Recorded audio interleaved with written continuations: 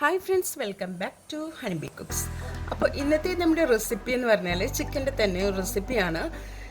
ഈ റെസിപ്പിയുടെ വീഡിയോ ഞാൻ ഫസ്റ്റ് ഇട്ടിട്ടുണ്ടായിരുന്നതാണ്. യൂട്യൂബൊക്കെ തുടങ്ങിയ ടൈമിൽ ആദ്യമായിട്ട് പോസ്റ്റ് ചെയ്ത ഒരു വീഡിയോ ആയിരുന്നു ഇത്. ഞാൻ അന്ന് വോയിസ് ഒന്നും കൊടുക്കാതെയാണ് ഇട്ടിരുന്നത്. ഫസ്റ്റ് യൂട്യൂബൊക്കെ തുടങ്ങിയ ടൈമിൽ ഇട്ടിട്ടുണ്ടായിരുന്നതായിരുന്നു. ഇപ്പോൾ കുറച്ച് പേര് എൻ്റെ അടുത്ത് പറഞ്ഞു ഒന്നും കൂടെ ഒന്ന് ആ വീഡിയോ ഒന്ന് പോസ്റ്റ് ചെയ്യാമോ, വോയിസൊക്കെ ഇട്ടിട്ട് ഒന്ന് റീപോസ്റ്റ് ചെയ്യാൻ പറഞ്ഞിട്ടുണ്ടായിരുന്നു.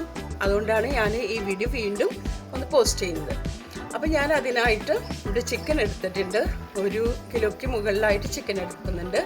ഇനി നമുക്കൊരു പേസ്റ്റ് തയ്യാറാക്കണം. അതിനായിട്ട് മിക്സിയുടെ ജാറിലേക്ക് കുറച്ച് വെളുത്തുള്ളിയും അതുപോലെ ഇഞ്ചിയും പച്ചമുളകും കൂടെ ഇട്ട് കൊടുക്കുന്നുണ്ട്. പിന്നെ പുതിന ഇല വേണം, അതുപോലെ മല്ലിയിലയും കൂടെ വേണം കുറച്ച്. ഇതെല്ലാം കൂടി ഇട്ട് നന്നായിട്ടൊന്ന് പേസ്റ്റാക്കി അരച്ചെടുക്കണം. അധികം വെള്ളമൊന്നും ഒഴിച്ചിട്ട് പേസ്റ്റാക്കൊന്നും ചെയ്യരുത്. എന്നിട്ട് ഇത് ചിക്കനിലേക്ക് ചേർത്ത് കൊടുക്കണം. അതിനുശേഷം ഇതിലേക്ക് നമുക്ക് മസാല പൊടികളൊക്കെ ചേർത്ത് കൊടുക്കാനുണ്ട്. അതിനായിട്ട് നമുക്ക് എന്താണെന്ന് നോക്കാം.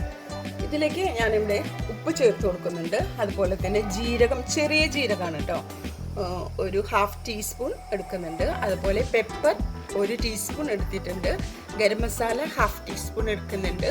അതുപോലെ തൈര് 2 ടേബിൾ സ്പൂൺ മുകളിലായിട്ട്. എൻ്റെ ഈ ടേബിൾ സ്പൂൺ ഇതാണ് എടുത്തിരിക്കുന്നത്. അപ്പോൾ അത് നിങ്ങൾക്ക് എടുക്കുമ്പോൾ അത് ശ്രദ്ധിച്ച് വേണം എടുക്കാനായിട്ട്. മുകളിലായിട്ട് തന്നെ എടുക്കുന്നുണ്ട്. ചാറ്റ് മസാല 1 ടീസ്പൂൺ എടുക്കുന്നുണ്ട്. പിന്നെ ഇതിലേക്ക് ഞാൻ ആഡ് ചെയ്ത് കൊടുക്കുന്നത് ലെമൺ ജ്യൂസാണ്. ഒരു ഫുള്ളായിട്ട് തന്നെ ചെറുനാരങ്ങ എടുക്കുന്നുണ്ട്.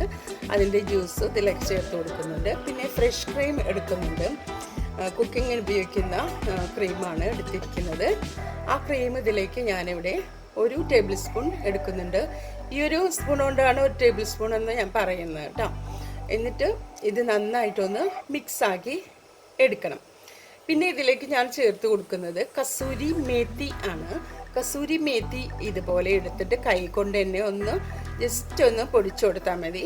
എന്നിട്ട് ഇതിലേക്ക് ഇട്ട് കൊടുക്കണം. ഇത് നന്നായിട്ടൊന്ന് എല്ലാം കൂടെ ഒന്ന് മിക്സ് ചെയ്ത് നമുക്കിതൊന്ന് മാറ്റി വയ്ക്കാം. ഒരു 10 മിനിറ്റ് നമുക്കൊന്ന് മാറ്റി വയ്ക്കാം. അല്ലെങ്കിൽ ഇത് അപ്പം തന്നെ വേണമെങ്കിൽ ഒന്ന് ഫ്രൈ ഇത് എടുക്കുന്നവർക്ക് വേണമെങ്കിൽ അങ്ങനെ ചെയ്യാം കേട്ടോ. പക്ഷേ ഒരു 10 മിനിറ്റെങ്കിലും മാറ്റി വയ്ക്കുമ്പോഴാണ് അതിൻ്റെ ആ മസാലയ്ക്കൊന്നും അതിലൊന്ന് പിടിക്കുള്ളൂ. ഇനി നമുക്കിത് ഫ്രൈ ആക്കി എടുക്കാനായിട്ട് പാൻ വെച്ച് കൊടുത്ത് സാധാരണ ഫ്രൈ ആക്കി എടുക്കുന്ന പോലെ തന്നെ കുറച്ച് ഓയിൽ ഒഴിച്ച് കൊടുത്തിട്ട് നമുക്കിത് ഫ്രൈ ആക്കി എടുക്കാം. ഡീപ്പ് ഫ്രൈ ആയിട്ട് ഒരിക്കലും ഇത് ആക്കി എടുക്കരുത്. ഒരു ഷാലോ ഫ്രൈ ആയിട്ട് വേണം ഇത് ഫ്രൈ ചെയ്തെടുക്കാനായിട്ട്. 2 സൈഡും ബ്രൗൺ ആക്കിയിട്ട് നമുക്ക് എടുക്കാം.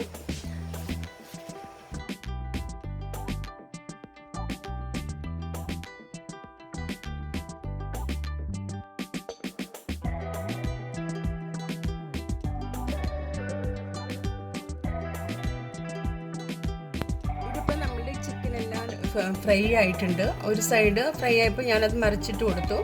ഒരു 2 സൈഡും ഫ്രൈ ആയിട്ട് ഇതാ കിട്ടിയിട്ടുണ്ട്. നമുക്ക് വേറൊരു പാത്രത്തിലേക്ക് ഇത് മാറ്റി വയ്ക്കാം. അതവിടെ ഇരിക്കട്ടെ. ഇനി നമുക്ക് ആ പാനിൽ തന്നെ നമ്മൾ നേരത്തെ മസാല ആക്കി വെച്ചിട്ടുള്ള ബാക്കി മസാല ഉണ്ടല്ലോ, ഗ്രേവി, അതിൻ്റെ മാരിനേറ്റ് ചെയ്തിട്ടുള്ള ആ ഒരു ബാക്കി ഉണ്ടല്ലോ, അത് ഈ പാനിലേക്ക് ഒഴിച്ചു കൊടുക്കണം. പാനിലേക്ക് ഒഴിച്ചു കൊടുത്ത് നന്നായിട്ടൊന്ന് മിക്സാക്കി കൊടുക്കാം. അതിനുശേഷം ഒന്ന് തിളച്ചു എന്ന് വന്നാൽ ഒന്ന് തിളച്ച് വരുമ്പോൾ നമുക്ക് നേരത്തെ ഫ്രൈ ആക്കി വെച്ച ആ ഒരു ചിക്കൻ പീസുകളെല്ലാം ഇതിലേക്ക് ചേർത്ത് കൊടുക്കണം. ചിക്കൻ പീസെല്ലാം ചേർത്ത് കൊടുത്തതിന് ശേഷം ഒന്ന് നന്നായിട്ട് ഇതേപോലെ ഒന്ന് മിക്സ് ചെയ്ത് കൊടുക്കാം. ഗ്രേവി എല്ലാറ്റിലും ചിക്കൻ പീസിലെല്ലാം ഗ്രേവി ഒന്ന് മിക്സായി കിട്ടാൻ വേണ്ടിയിട്ടാണ് ഇതുപോലെ ചെയ്യുന്നത്. അതിനുശേഷം നമുക്ക് ഇതിലേക്ക് കുറച്ച് ഫ്രഷ് ക്രീം കൂടെ ചേർത്ത് കൊടുക്കാനുണ്ട്. നേരത്തെ ഉപയോഗിച്ച് തന്നെ കുക്കിംഗ് ക്രീമാണ് ഞാൻ എടുക്കുന്നത്. ഞാനിവിടെ ചേർത്ത് കൊടുക്കുന്നുണ്ട് ക്രീം. എന്നിട്ട് നന്നായിട്ട് വീണ്ടും നമുക്ക് ഒരു ലോ ടു മീഡിയത്തിൽ ഇട്ടിട്ട് വേണം ഇത് ചെയ്യാനായിട്ട്. എന്നിട്ട് നന്നായിട്ടൊന്ന് മിക്സാക്കി എടുക്കാം.